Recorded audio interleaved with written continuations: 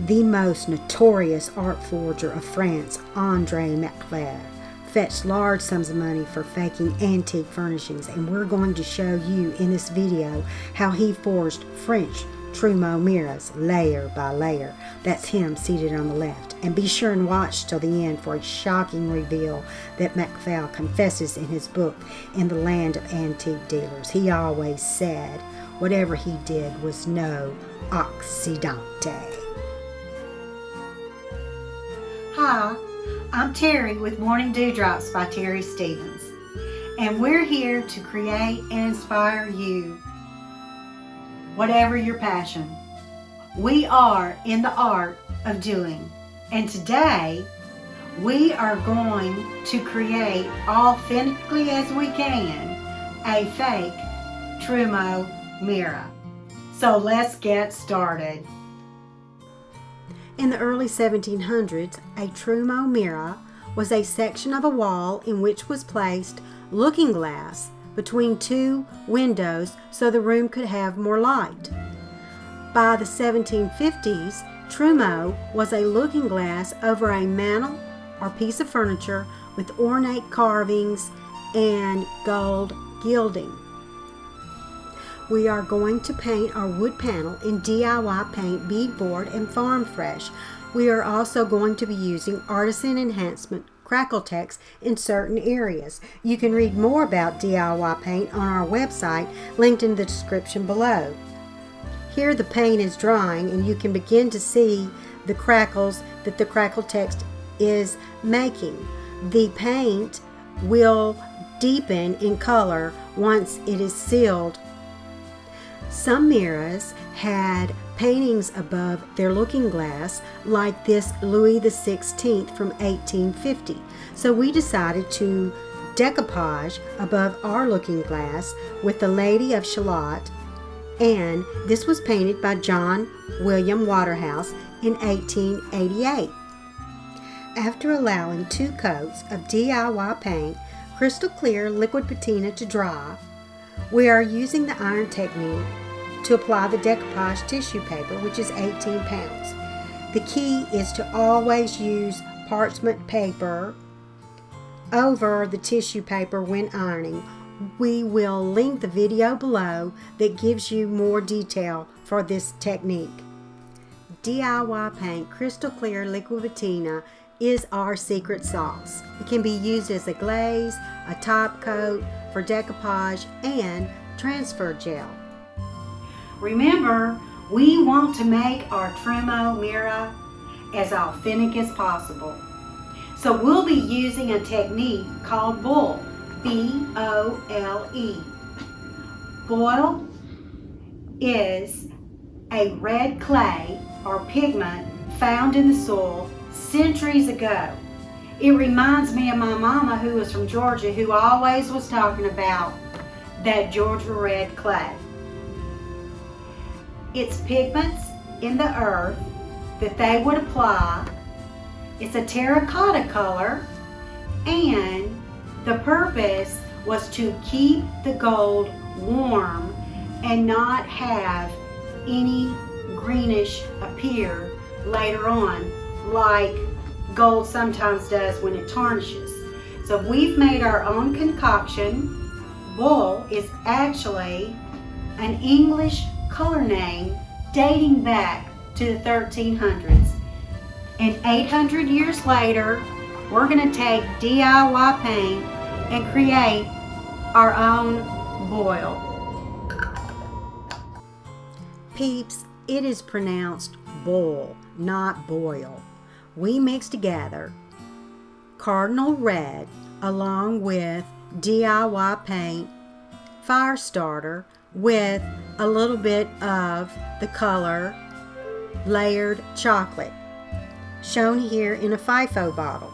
Years ago, when working with acrylics, we were taught to put bull down first before applying the gold gilding.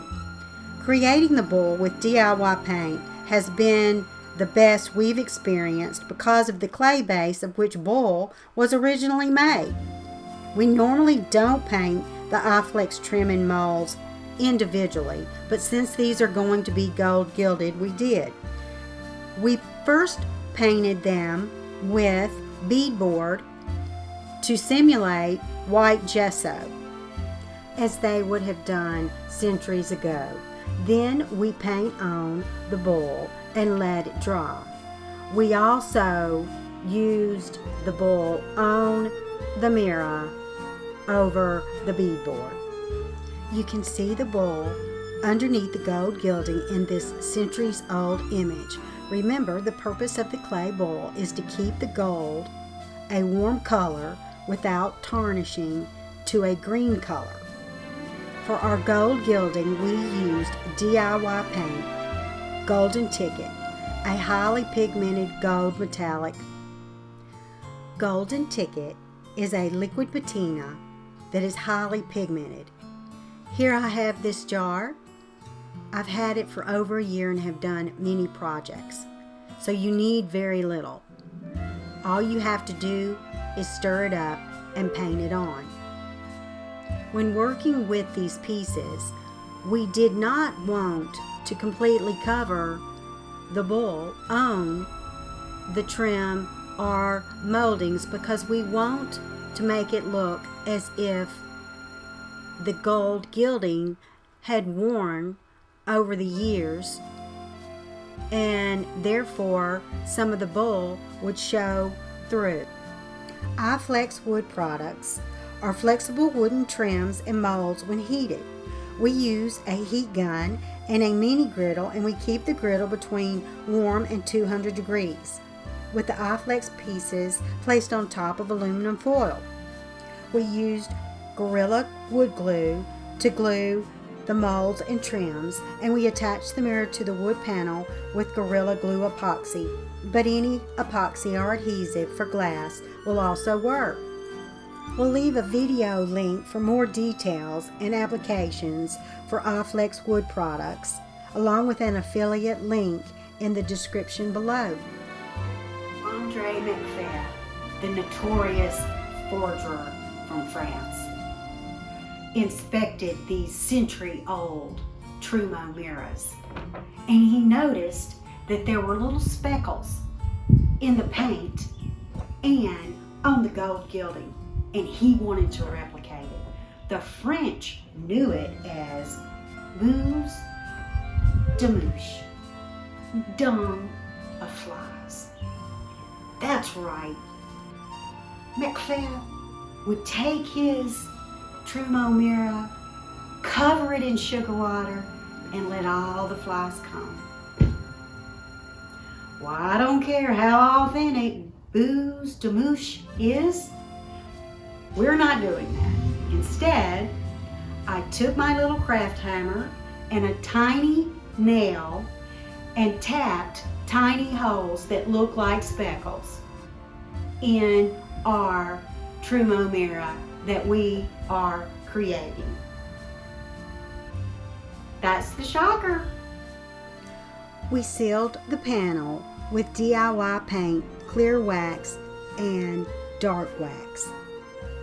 We love how the two waxes created variations in the paint color and how the waxes added depth as it went into the holes and the marks that were created. The bull is showing under the gold gilding as if worn over time, and the crackle is enhanced with the waxes, and heavier distressing appears along the bottom where people might have handled the mirror as it was moved from chateau to chateau years ago. Our pier glass, our Trumeau mirror, may not be hanging in Buckingham Palace, but we have created a great forgery by the art of doing, and we believe that Andre McFay might not have gotten caught if he had had DIY paint, Artisan Enhancements, and iFlexwood products. If you want more details on content such as this, check out the next video where I deep dive into the Florentine craft. Please like and subscribe. I'm Terri with Morning Dewdrops by Terri Stevens.